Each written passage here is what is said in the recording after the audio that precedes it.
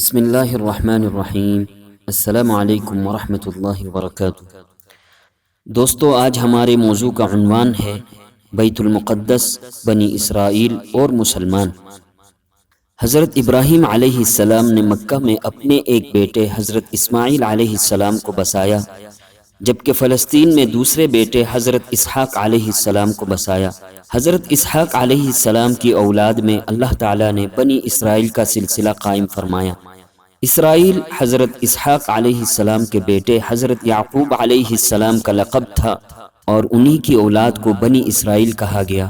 اس خاندان کو اللہ تعالیٰ نے بہت سی عظمتوں سے نوازا اور دین و دنیا کی شوکتیں عطا فرمائیں، لیکن جب بنی اسرائیل سرکشی اور نافرمانی پر آ گئے اور انہوں نے بغاوت کی ساری حدوں کو عبور کر لیا، تو اللہ تعالیٰ نے انہیں دوسری اقوام کے ذریعے سزا دی۔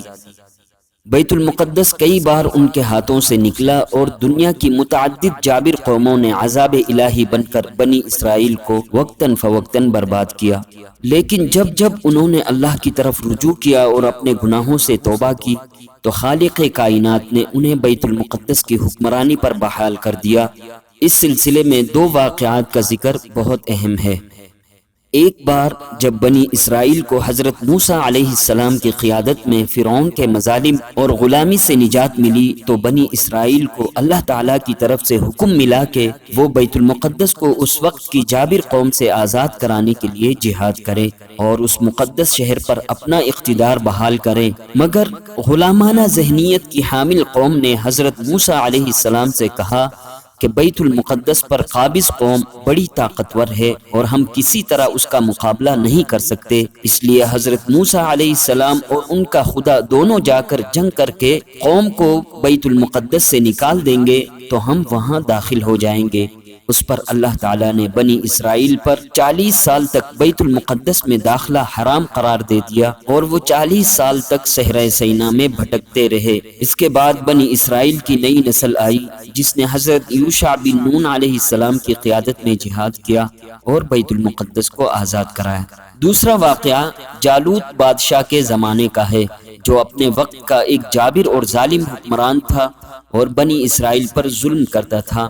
اللہ تعالیٰ نے حضرت طالوت علیہ السلام کو بنی اسرائیل کا بادشاہ بنا کر جالوت کے خلاف جہاد کا حکم دیا اور عظیم الشان معرکہ بپا ہوا۔ اس جنگ میں حضرت داؤد علیہ السلام بھی تھے، جو ابھی نوجوان تھے۔ جالوت سر سے پاؤں تک لوہے میں ڈھکا ہوا بختربند لباس میں ملبوس تھا اور 2 آنکھوں کے علاوہ اس کے آہنی لباس میں کوئی سوراخ نہیں تھا، اور اس کے دونوں ہاتھوں میں تلواریں تھیں، جبکہ حضرت داؤد علیہ السلام گوپیا ہاتھ میں پکڑے اس کے سامنے جا کھڑے ہوئے۔ گوپیا خاص طرز کی غلیل ہوتی ہے جس کی ڈوری کے سرے پر چھوٹا سا پتھر لپیٹ کر ڈوری کو گھماتے ہوئے اسے نشانے پر مارتے ہیں اور وہ پتھر گولی کا کام کرتا ہے۔ حضرت داؤد علیہ السلام نے گوپیا کی ڈوری گھماتے ہوئے جالوت کی آنکھ کا نشانہ لے کر پتھر مارا تو وہ سیدھا آنکھ کے سوراخ میں داخل ہو کر دماغ میں گھس گیا اور جالوت وہیں ڈھیر ہو گیا۔